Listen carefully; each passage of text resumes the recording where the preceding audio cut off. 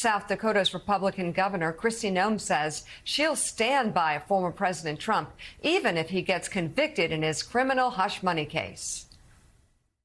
Hoping these jurors can come in and be unbiased, and we'll let this case go forward in a swift manner that allows President Trump to get back on the campaign trail.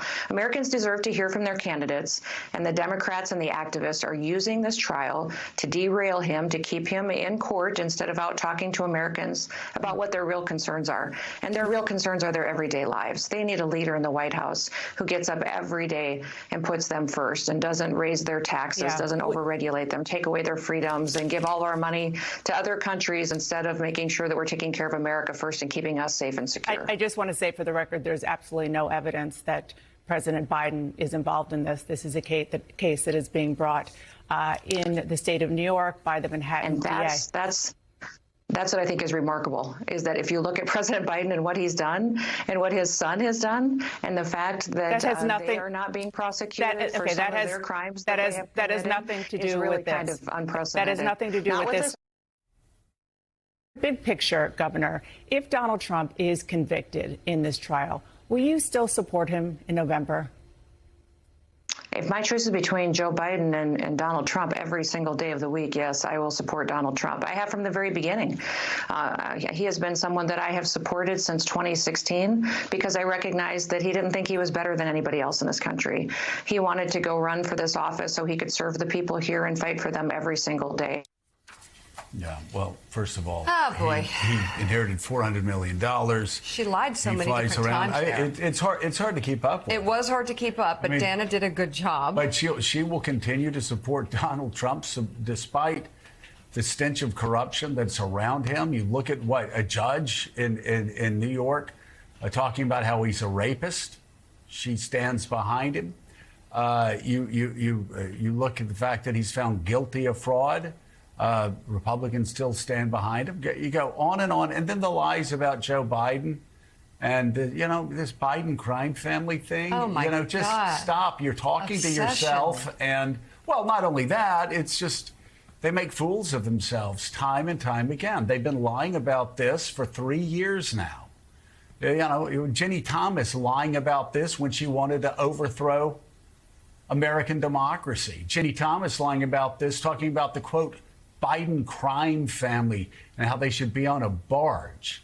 And again, that committee that Arnold the Pig is the legal counsel. Yeah, Comer's committee. They keep making fools of themselves. And Donnie, I've got to say, at some point, the chickens come home to roost. When you make a fool of yourself time and time again, trying to go after Joe Biden. You don't know how to run the House of Representatives. You've got a candidate who a judge says is guilty of rape. You've got a candidate who another judge says is guilty of fraud. Takes credit for overturning Roe. Yeah, well, of course, and we can talk about Roe, but again, I'm talking about the stench of corruption, and then you have the documents case that even pro-Trump attorneys say is a really strong case against Donald Trump. So again, I know people get triggered when they see stuff like that. I just think it catches up to them at the end. Yeah, I think the answer, Hunter Biden, is not a good rebuke against the president. As you said, there was 91 counts against him and is sitting in a courtroom in New York City. I think it's 88, 86 now. It's only 86 or 88 now. Only 86 or 88. That's right. They threw 3 there. But I don't think, if that's all you got, and this is somebody who's potentially a vice presidential choice for Donald Trump, if that's your answer, you've got problems.